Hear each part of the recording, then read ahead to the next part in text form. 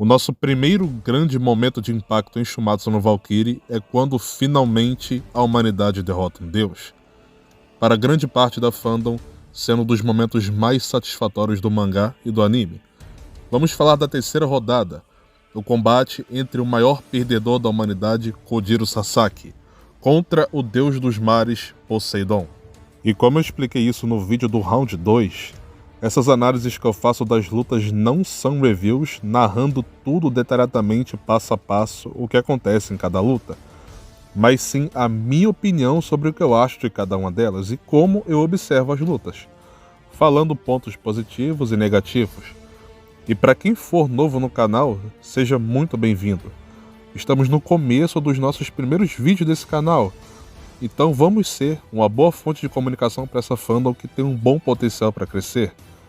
Quem puder estar se inscrevendo no canal vai ser de grande ajuda e, portanto, eu conto com o apoio de vocês. Muito bem, vamos lá. Como de costume, vamos começar falando primeiro pontos negativos da luta. Em sua grande maioria não são pontos que afetam a minha experiência com o combate, apenas detalhes que poderiam sim ser melhor. É bem simples, para ser sincero, é algo parecido que eu tive na minha crítica do Round 2, que ela não tinha uma coreografia tão dinâmica e variada. Por mais que a porradaria seja muito boa, aqui no Round 3 eles melhoraram isso com um ótimo ritmo de combate e fluidez quando a luta começa. Mas quando a luta começa? Como assim?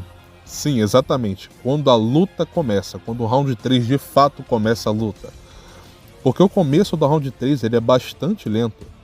A gente é introduzido de cara o flashback de Poseidon, que elabora a sua filosofia de como deve ser um deus, e ele colocando isso em prática. E logo em seguida nos introduz o flashback de Kojiro Sasaki, um em seguida do outro, que é um pouco maior que o flashback de Poseidon. Por mais que esses flashbacks sejam muito bons e objetivos para introduzir a diferença de como cada um dos dois é nesse combate, acaba deixando o leitor com a impressão de meu Deus, cadê essa luta que não começa logo? E o problema disso é acontecer logo no começo do round, que poderia acabar deixando o leitor meio cansado no começo da luta. E a minha segunda crítica tem mais a ver com a coreografia de combate do Poseidon em si, que é um ponto que meio que se parece com o ponto que eu levantei no Round 2, só que no caso aqui é um pouco melhor. O Poseidon ele possui 3 técnicas, o Amphitrite, que basicamente é um spam frontal de golpes, e logo em seguida nós temos o Kyonin Tiro Demeter, que é um spam mais rápido, porém vindo de cima, como uma chuva. E por fim, o Medusa Alop Demeter, que é um spam em circunferência ao redor do personagem. Por mais que visualmente seja bem legal de ver esses personagens velocistas, né, spamando golpes e tudo mais, a coreografia dele é apenas isso, um speed spammer de ataques, o que acaba deixando a coreografia dele muito mais do mesmo. Como eu falei, é algo parecido com a coreografia do Round 2, né? Mas pelo menos a sensação de ter uma boa fluidez de combate direto e que eles consigam manter isso de uma forma até que melhor. Assim como foi no Round 2 também, né? Que ele entrega uma boa porradaria no caso. Mas enfim, essas são as minhas principais críticas à estrutura de combate desse round. Eu não sou aquela pessoa que fala que era pro Poseidon sair utilizando água ou ondas no combate e tudo mais. Seria legal? Até que seria legal sim, porém a estrutura de lutas desse mangá tem um foco em ser bem underground.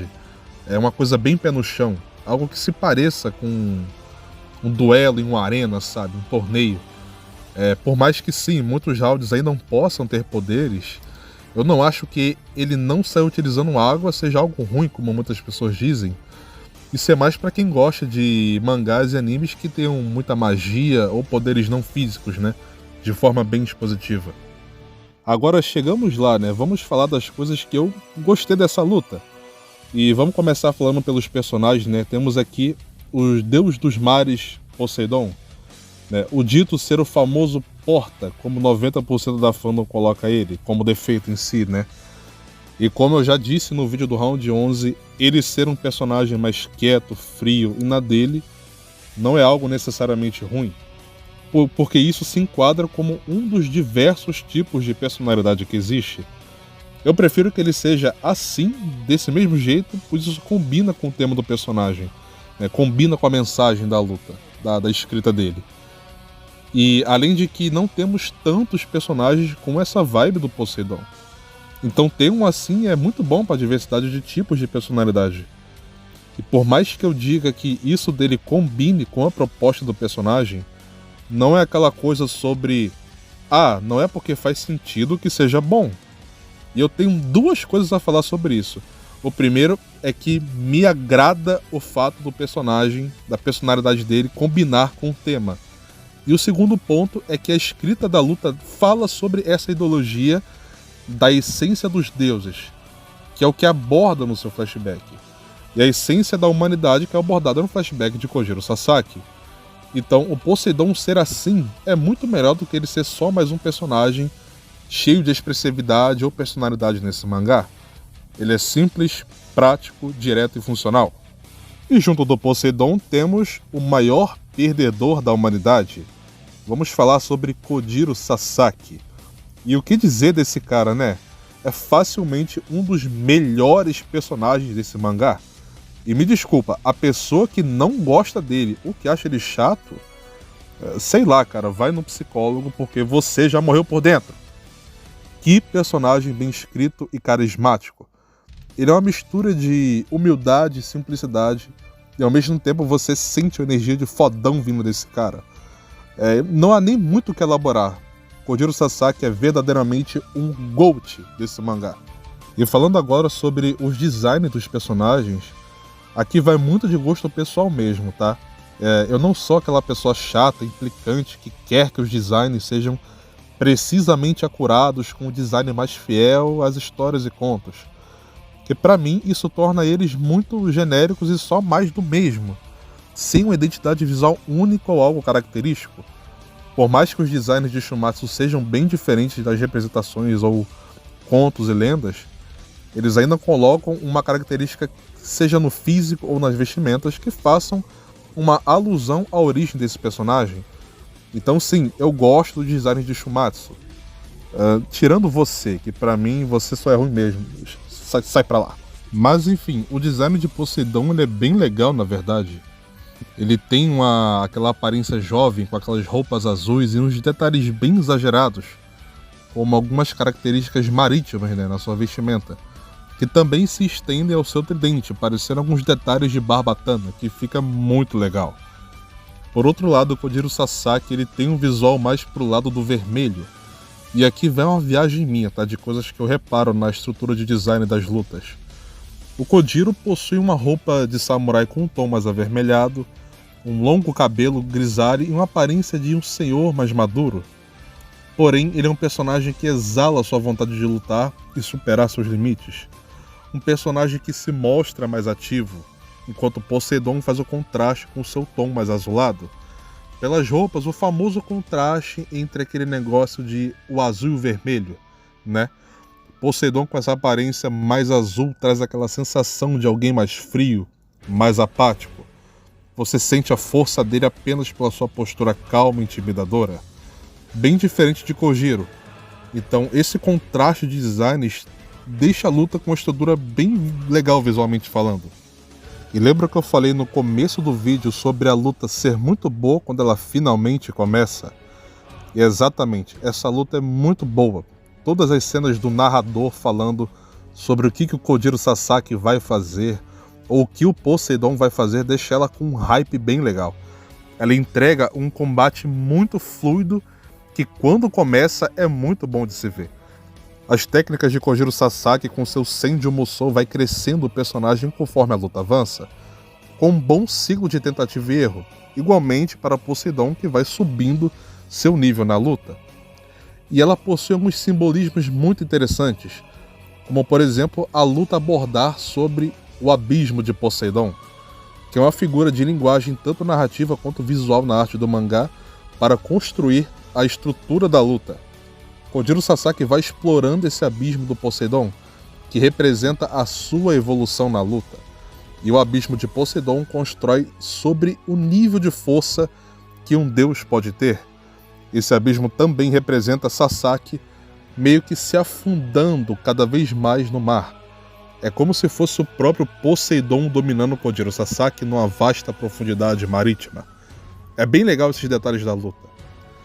Mas a mensagem principal da luta não é apenas sobre o cara que perdeu contra o cara que nunca perdeu, sabe? Como eu vejo muitas análises falando, ela é mais do que isso. Ela fala sobre a essência de um deus e a essência humana. Um deus de verdade nunca se junta. Os deuses não precisam tramar. Os deuses nunca pedem ajuda de ninguém. E é por isso que nós deuses somos seres totalmente perfeitos, que é retratada por Poseidon, enquanto Kojiro Sasaki mostra que seu aprendizado é a evolução que veio de anos de experiência com seus amigos.